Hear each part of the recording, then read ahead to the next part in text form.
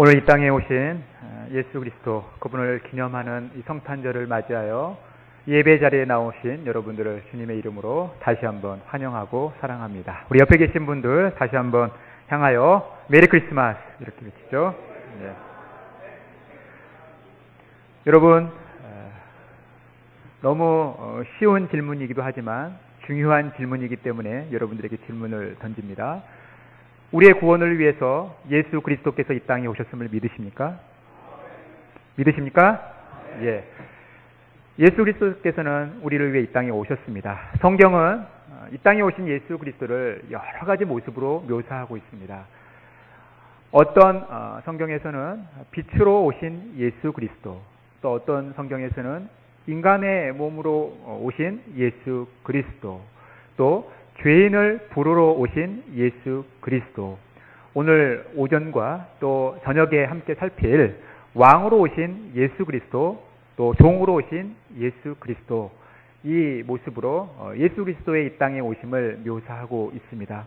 오늘 저는 여러분과 함께 이 아침에 왕으로 오신 예수 그리스도, 그 예수 그리스도가 우리의 삶에 어떠한 의미를 주고 있는가, 이것을 함께 오늘 본문 말씀을 통해서 묵상하며 나누어 보도록 하겠습니다.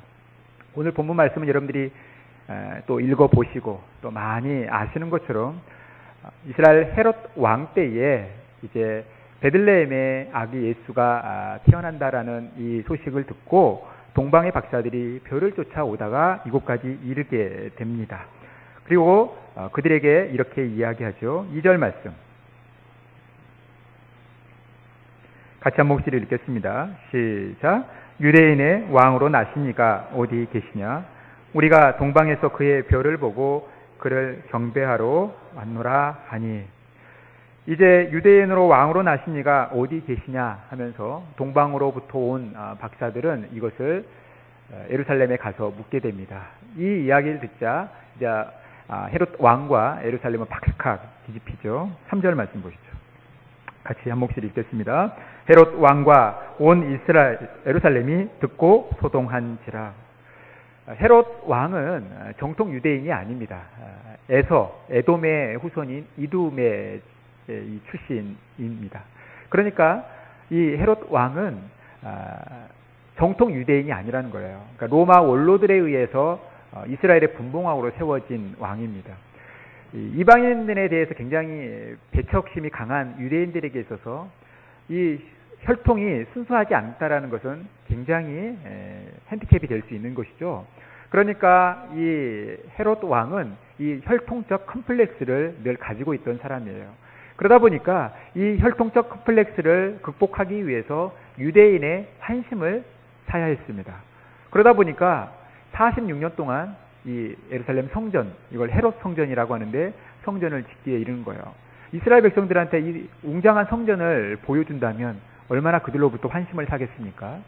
또한 유대인들의 환심을 사기 위한 노력뿐만이 아니라 자신을 적대하는 세력들을 무참히 죽였던 아주 잔인한 모습도 함께 드러냈던 왕이에요.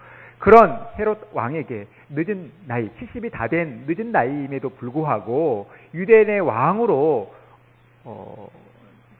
생각되어지는 이가 이제 태어난다고 하니까 그 유대인의 왕이 어디에 있냐라고 물으니까 예루살렘과 또 이 헤롯 왕은 두려움에 떨 수밖에 없는 것이죠. 지금 왕이 존재하고 있는데 유대인의 왕이 태어났다는 이야기를 하니까 얼마나 긴장되겠습니까? 그래서 그가 조치한 것이 있습니다.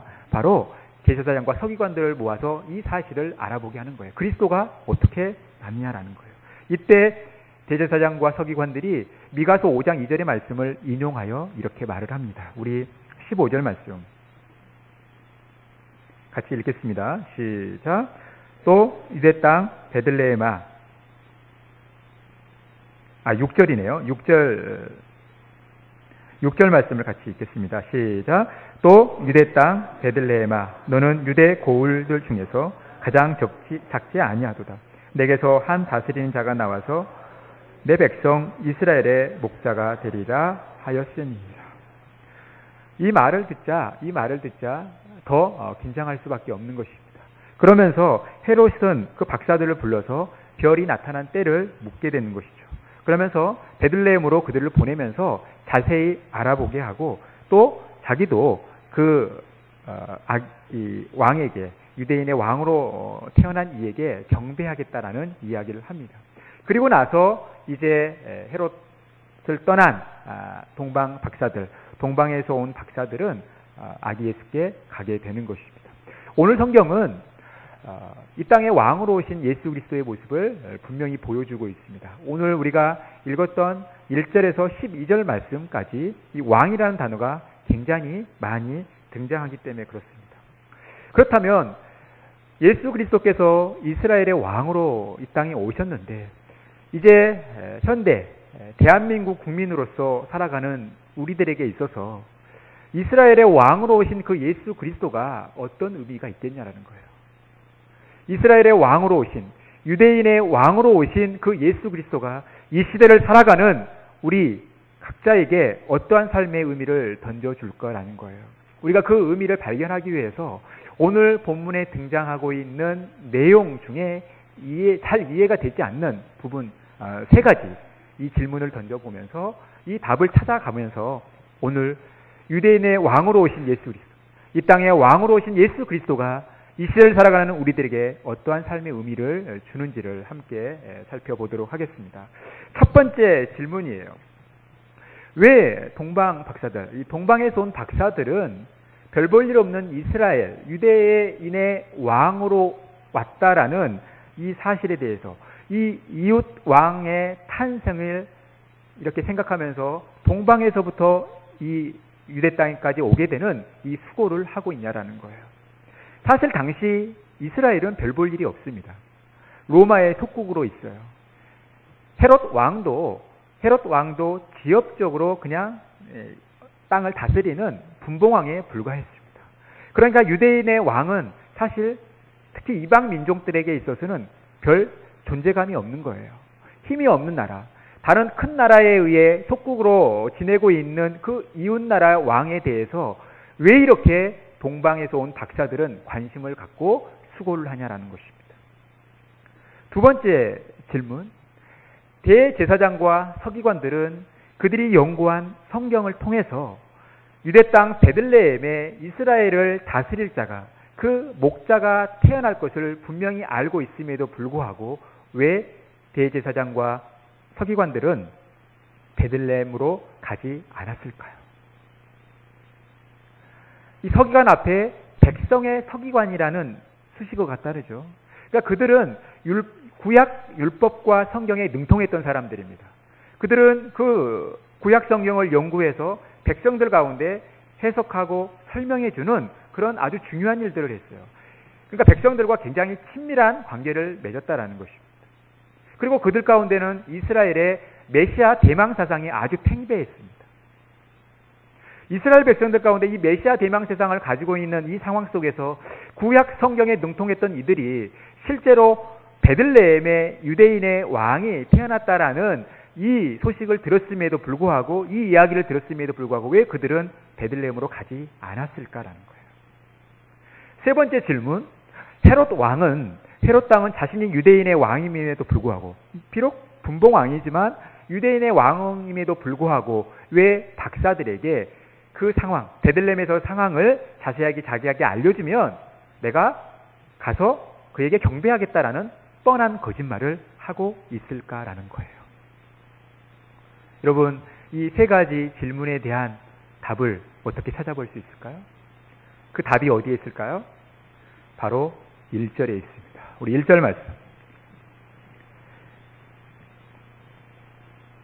같이 한 목소리로 읽겠습니다. 시작. 헤롯 왕 때에 예수께서 유대 베들레헴에서 나심에 동방으로부터 박사들이 예루살렘에 이르러 말하되. 여러분, 이 1절에서 답을 찾아보십시오. 방금 제가 여러분들에게 던진 이 세 가지 질문에 대한 답이 1절에 있습니다. 그런데 이 1절에서 우리가 답을 찾을 수 있는데 그냥 보면 답을 찾을 수가 없습니다. 기도하고 찾으셔야 돼요. 여러분, 한 5초간 기도하면서 주여 답을 보여주시옵소서 하고 한번 답을 찾아보십시오.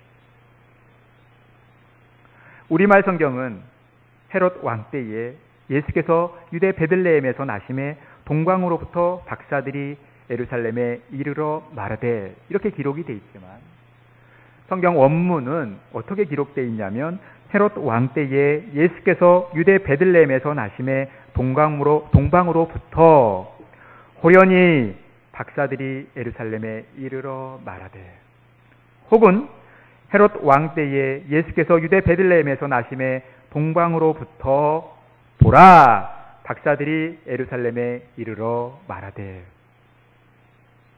차이점을 발견하셨습니까? 차이점을 발견하셨어요? 나심에 그리고 동방으로부터 이 사이에 어떤 단어가 있어요? 제가 방금 호련히 혹은 보라라고 이야기했죠. 바로 이두라는 단어가 우리말 성경에는 빠져 있는 거예요. 오늘 성경은 헤롯 왕 때에 예수께서 유대 베들레헴에 나실 때에 동방으로부터 박사들이 예루살렘에 이르는데, 이것을 유심히 보라는 거예요. 주의하여 보라는 것입니다. 그러니까 굉장히 주의를 환기시켜주는 단어 이두라는 단어가 기록이 되어 있다는 거예요. 왜 마태는 오늘 본문을 기록하면서 예수님께서 약속하신 대로 유대 베들레헴에 나고 나서 그에 대한 반응으로 동방에서부터 박사들이 온 사건을 유심히 보라고 기록하고 있을까요? 이 이두라는 단어는 구약 히브리어 힌네 혹은 헨이라는 단어에서 왔습니다. 이것은 무슨 말이냐면, 하나님께서 이스라엘 백성들에게 약속의 말씀을 주시면서 그들에게 구원을 베푸실 때 항상 하셨던 말씀이 뭐냐면, 자, 보라라는 거예요. 그러니까 이스라엘 백성들이 출애굽할 때, 또 그 출애굽한 과정 속에서 홍해라는 엄청난 위험 앞에 놓여 있을 때 그들을 구원하시기 위해서 이스라엘 백성들에게 하셨던 말씀이 뭐냐면, 보라라는 거예요. 보라! 나의 구원을 보라는 거예요. 그러면서 보라 하면서 하나님께서 그 구원을 이스라엘 백성들에게 말씀하시면서 그 절정이 어디에 가서 이르게 되냐면, 이사야 7장 14절 말씀이에요. 우리 같이 한 목소리 읽겠습니다. 그러므로 주께서 친히 정절을 너희에게 주실 것이라. 보라, 처녀가 잉태하여 아들을 낳을 것이요 그의 이름을 임마누엘이라 하리라. 어디에다 밑줄 그어요? 보라라는 보라. 이게 바로 힌네라는 단어예요. 이게 신약에 와서 이두라는 단어로 바뀐. 그래서 신약 성경은 이 이두라는 단어를 어떨 때는 호련히라고 번역도 하기도 하고, 또 어떨 때는 보라라는 단어로 번역을 하기도 합니다. 이것은 뭐냐면, 독자로 하여금 성경을 기록한 자들이 이 오늘 본문 말씀을 주의하여 지켜보라라는 거예요. 오늘 동방에서 박사들이 예수님의 탄생을 보기 위해서 온 사건을 유심히 주의하여 봐야 된다는 거예요. 다른 말로 표현하면 오늘 이 사건은 어떠한 관점으로 바라봐야 되냐면, 하나님의 구원의 관점으로 바라봐야 한다는 것입니다. 하나님의 시선으로 오늘 이스라엘에 예수님이 탄생한 사건, 오늘 이스라엘의 유대인의 왕으로 오신 예수 그리스도의 탄생을 하나님의 구원의 관점으로 바라봐야 한다라고 오늘 마태는 우리에게 말씀하고 있다라는 것입니다. 그러니 오늘 동방에서 온 이 박사들은 결국 무엇을 보고 있어요? 하나님의 구원을 보고 있다라는 것입니다. 하나님의 구원이 이 땅 가운데 임하고 있음을 지금 동방의 박사들은 보고 있는 거예요. 그러면서 이 일들이 어떻게 진행되고져 있어요? 9절 말씀 보실까요? 박사들이 왕의 말을 듣고 갈새 동방에서 보던 그 별이 문득 앞서 인도하여 가다가 악이 있는 곳 위에 머물러 서 있는지라. 아주 특별한 일이 있죠. 그 별이 문득 앞서 그 박사들을 인도하고 있는 거예요. 그리고 12절에 보니까 그들은 꿈에 헤롯에게서 돌아가지 말라 지시함을 받아 다른 길로 고국에 돌아가니라. 즉 하나님께서 그들 가운데 초자연적으로 역사하시는, 꿈을 통해서 말씀하시는 그 놀라운 일들이 벌어지는 거예요. 그러면서 11절에 그들의 목적을 이루옵니다. 우리 11절 말씀을 같이 한 목소리로 읽겠습니다. 시작. 집에 들어가 아기와 그의 어머니 마리아가 함께 있는 것을 보고 엎드려 아기께 경배하고 보배압을 열어 황금과 유황과 몰약을 예물로 드리니라. 왕권과 신성과 또 그리스도의 순환과 죽음을 상징하는 황금과 유황과 몰약을 아기 예수께 드림으로 말미암아 그들이 동방에서부터 이곳에 온 목적이 그대로 이루어지는 모습을 보게 된다라는 것입니다. 여러분, 이것이 의미하는 것이 무엇일까요? 그들이 동방에서 왔다라는 것은 여러분 무엇을 의미하냐면 성경에서 동쪽, 동방이라는 표현은 그렇게 좋은 표현이 아니에요. 긍정적인 묘사가 아니라는 것입니다. 이제 아담과 하와가 하나님 앞에 범죄하고 나서 우리 인간에게 죄가 무성해지는 것이죠. 그러면서 그 아담의 후손으로 오는 일들이 특히 가인을 중심으로 이들이 어떻게 움직이냐면 에덴의 동쪽으로 움직이는 거예요. 그러니까 에덴의 동쪽으로 그들이 움직였다는 것은 무엇을 의미하냐면 그들이 하나님으로부터 조금씩 멀어져 갔다는 것을 의미합니다. 그러니까 이 박사들이 동방에서부터 왔다는 것은 그들이 하나님으로부터 멀어진 상태에서 조금씩 하나님께로 가까이 왔다라는 것을 말한다라는 거예요. 그런데 그것이 무엇에 의해서요? 별들에 의해서 그들이 움직이는 거예요. 그들이 특별한 어떠한 마음의 동요가 있거나 마음에 어떤 영감이 와서 그들이 이 유대 땅 베들레헴에 온 곳이 아니라 별이 그들을 인도했다라는 거예요. 그리고 그들의 꿈속에 하나님께서 개입하셔서 말씀하시는 장면이 나온다라는 것입니다.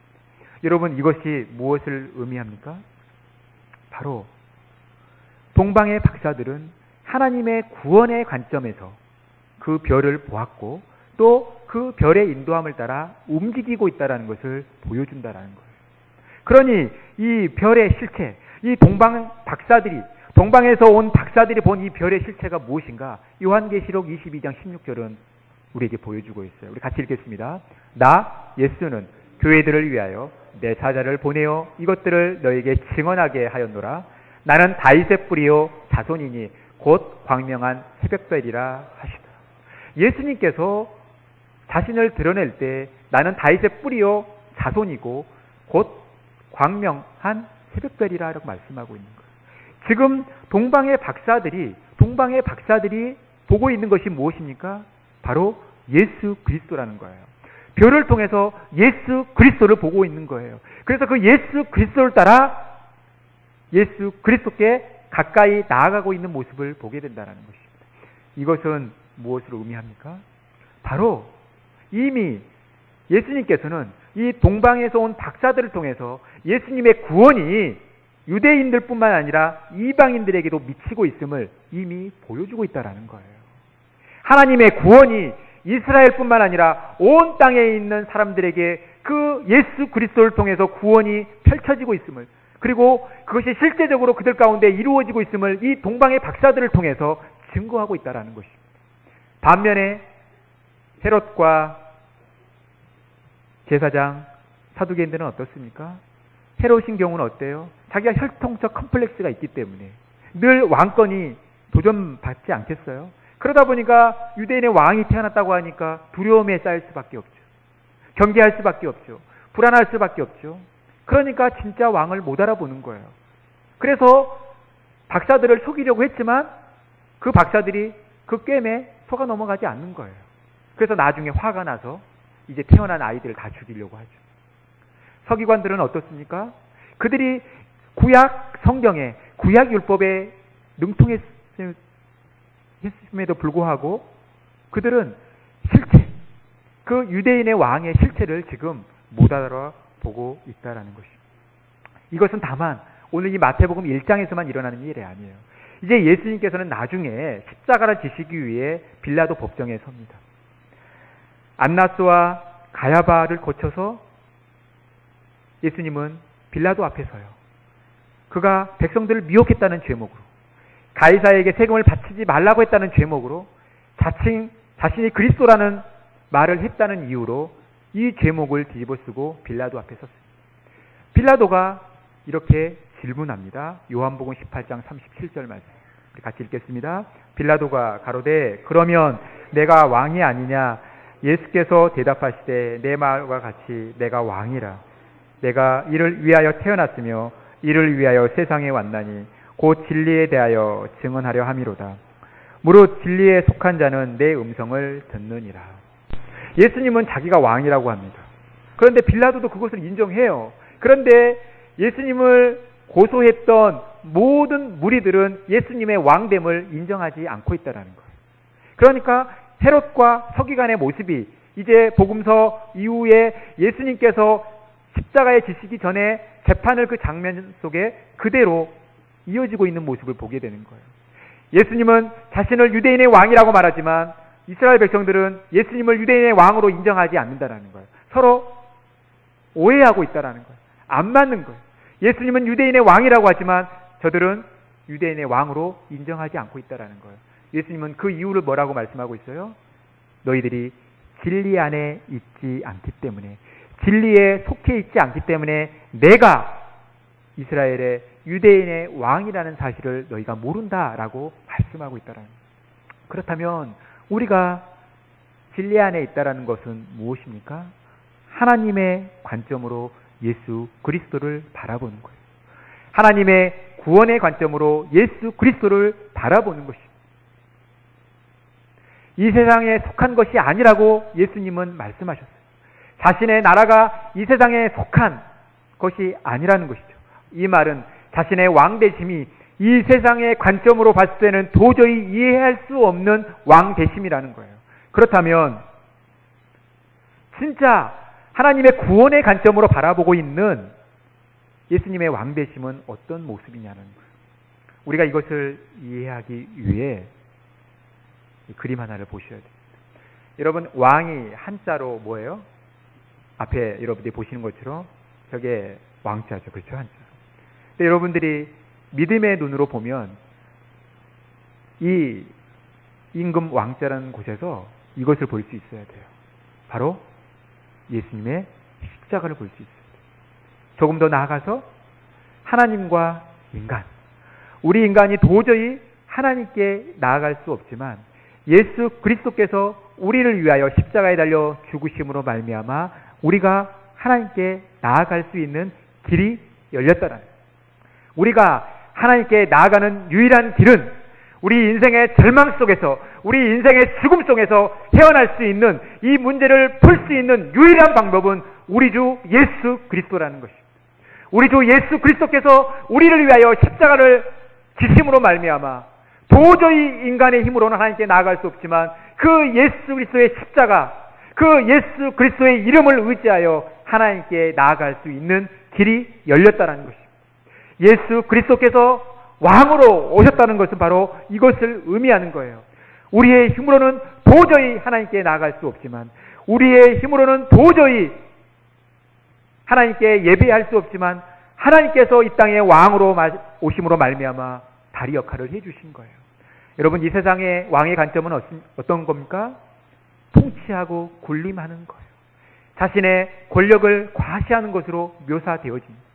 그 옛날 사울 왕도 하나님께서 하도 이스라엘 백성들이 왕을 요구하니까, 하나님께서 왕이 되신다고 말씀하셨음에도 불구하고 그들이 계속해서 왕을 요구하니까 그냥 사울을 왕으로 하셨어요. 그런데 그 사울 왕이 어때요? 다윗을 만나면서부터 다윗에 대한 컴플렉스 때문에, 다윗에 대한 열등감 때문에 그 왕을 온전히 수행하지 못하는 모습을 보게 되는 거 아닙니까? 이 세상의 왕은 그런 거예요. 자기가 가지고 있는 힘, 자기가 가지고 있는 권력, 자기가 누리는 모든 것들, 백성들 위에 군림하려고 하는 모습, 이것이 우리가 바라보고 있는, 이 세상 사람들이 바라보고 있는 왕의 개념이지만 하나님이 바라보신 왕의 개념, 하나님께서 원하시는 왕의 개념은 그런 왕의 개념이 아니라, 이 세상의 왕의 개념이 아니라 우리가 하나님께 나아가는 데 있어서 정말로 힘이 되어주고 도움이 되시는 참 중보자로서의 왕의 모습이라는 거예요. 예수 그리스도께서 그 일을 위해 우리에게 왕으로 오신 것입니다. 그래서 이 예수님의 왕되심은 하나님과 우리와의 화평을 이루는 거예요. 그래서 이사야 9장 6절 말씀은 이렇게 말씀하고 있습니다. 우리 같이 한 목소리 읽겠습니다. 이는 한 아기가 우리에게 낳고 한 아들을 우리에게 주신 바 되었는데 그의 어깨에는 정사를 메었고 그의 이름은 기묘자라 모사라 전능하신 하나님이라 영전하시는 아버지라 평강의 왕이라 할 것임이니라. 평강의 왕으로 이 땅에 오신 거예요. 하나님과 우리와의 화목을 위해서. 사도 바울이 에베소서 2장에서 말씀하는 것처럼 우리와 하나님과의 화평을 위해서 예수님께서 친히 왕이 되셔서 우리에게 오신 것입니다. 예수님께서 지신 십자가는 그러니 저주가 아니고 고난만을 이야기하는 것이 아니라 예수님께서 이 땅에 오신 목적이 그대로 성취되어지는 거예요. 하나님과 우리와의 그 관계를 회복시켜주는 축복의 통로였다라는 것입니다. 그래서 예수님께서는 마태복음 16장과 마가복음 9장, 누가복음 9장, 마가복음 8장에서 나를 따라오려거든 자기를 부인하고 자기 십자가를 지고 나를 따를 것이다 라고 말씀하고 있다는 거예요. 그러니 우리가 십자가를 진다라는 것은 예수님의 고난에 동참하여라 이 의미가 아니라 예수님께서 가시는 그 목적, 예수님께서 이 땅에 오신 그 목적을 따라 너희도 하나님께서 너희들을 이 세상 가운데 보내신 그 목적을 따라 살아가라는 거예요. 그게 뭡니까? 한 영혼이라도 주님께로 인도할 수 있는 축복의 통로가 되라는 것입니다. 그래서 우리의 정체성을 베드로 사도는 베드로전서 2장 9절에서 우리에게 분명히 보여주고 있습니다. 우리 같이 한 목소리로 읽겠습니다. 시작. 그러나 너희는 택하신 족속이요 왕같은 제사장들이요 거룩한 나라요 그의 소유된 백성이니 이는 너희를 어두운 데서 불러내어 그의 기이한 이의 아름다운 덕을 선포하게 하려 하심이니라. 우리를 택하신 족속, 왕같은 제사장, 거룩한 나라 이렇게 말씀하고 있습니다.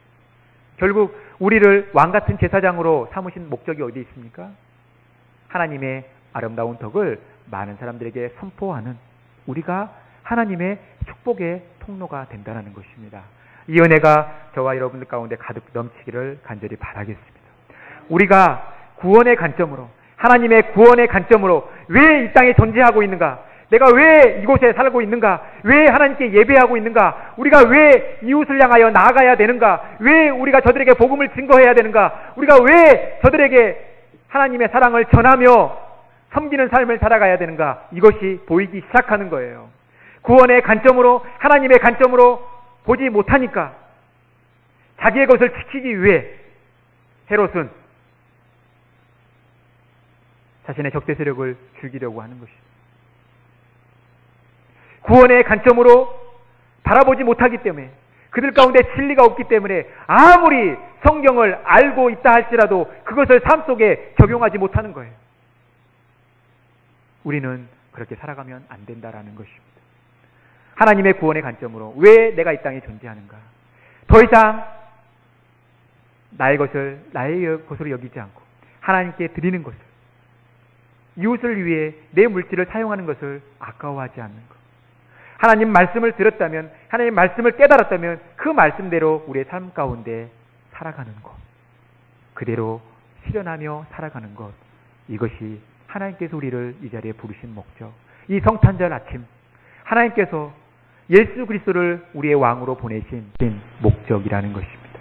그것이 바로 예수 그리스도를 따라가는 삶, 하나님의 자녀된 삶이라는 것입니다. 이 성탄절 아침 예수님께서 가신 왕으로서의 삶, 중보자로서의 삶을 기억하시면서 우리 모두가 하나님의 축복의 통로로서 하나님의 덕을 많은 사람들에게 증거하고 선포하는 복된 삶 살아가시기를 간절히 바라겠습니다.